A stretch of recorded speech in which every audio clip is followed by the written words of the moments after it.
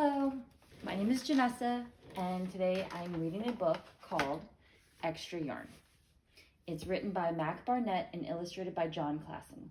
It's one of my daughter's favorites. Okay, let's see.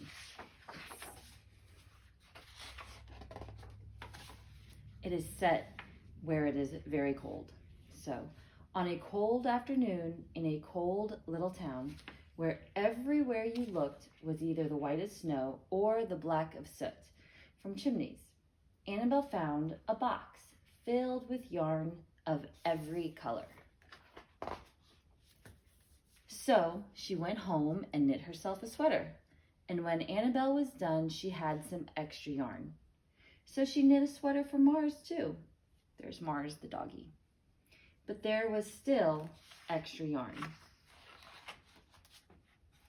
And when Annabelle and Mars went for a walk, Nate pointed and laughed and said, "You two look ridiculous."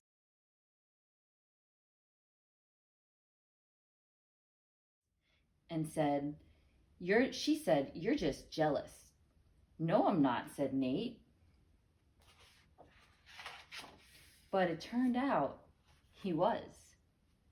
And after she'd made a sweater for Nate and his dog, and for herself and for Mars, she still had extra yarn. At school, Annabelle's classmates could not stop talking about her sweater. "Quiet!" shouted Mr. Norman. "Quiet, everyone! Annabelle, that sweater of yours is a terrible distraction. I cannot teach with everyone turning around to look at you." "Then I'll knit one for everyone," Annabelle said, "so they won't have to turn around." "Impossible," said Mr. Norman. "You can't." What do you think happened? But it turned out she could, and she did, even for Mr. Norman. And when she was done, Annabelle still had extra yarn. So she knit sweaters for her mom and dad, and for Mr. Pendleton, and Miss Pendleton, and Dr. Palmer, and for little Louie. Little Louie. She made sweaters for everyone except Mr. Crabtree, who never wore sweaters or even long pants, and who would still stand in his shorts with the snow up to his knees. "No sweater for me, thanks," said Mr. Crabtree. So she made Mr. Crabtree a hat. And even then, Annabelle still had extra yarn. She made sweaters for all the dogs and all the cats and for all the other animals too.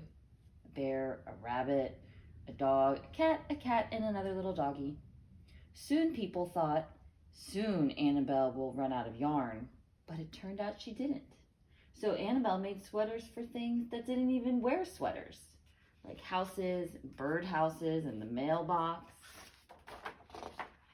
Things began to change in that little town.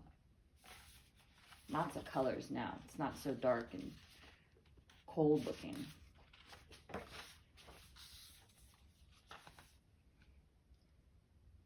News spread of this remarkable girl who never ran out of yarn, and people came to visit from all over around the world to see all the sweaters and to shake Annabelle's hand. One day, an archduke, who was very fond of clothes, sailed across the sea and demanded to see Annabelle.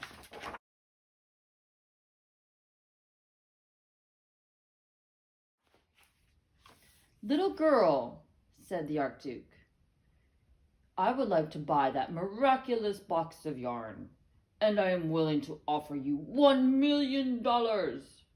"No, thank you," said Annabelle, who was knitting a sweater for a pickup truck. The archduke's mustache twitched. $2 million, he said. Annabelle shook her head. "No, thanks." $10 million, shouted the archduke. "Take it or leave it." "Leave it," said Annabelle. "I won't sell the yarn." And she didn't.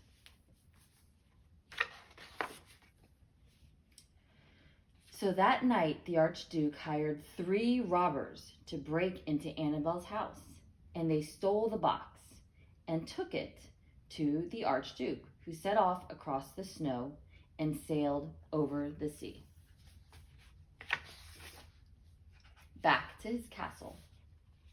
The Archduke put on his favorite song and sat in his best chair. Then he took out the box and he lifted its lid and he looked inside to find nothing. His mustache quivered, it shivered, it trembled. The Archduke hurled the box out the window and shouted, "Little girl, I will curse you with my family's curse. You will never be happy again." But somehow the little box made it all the way back to little Annabelle.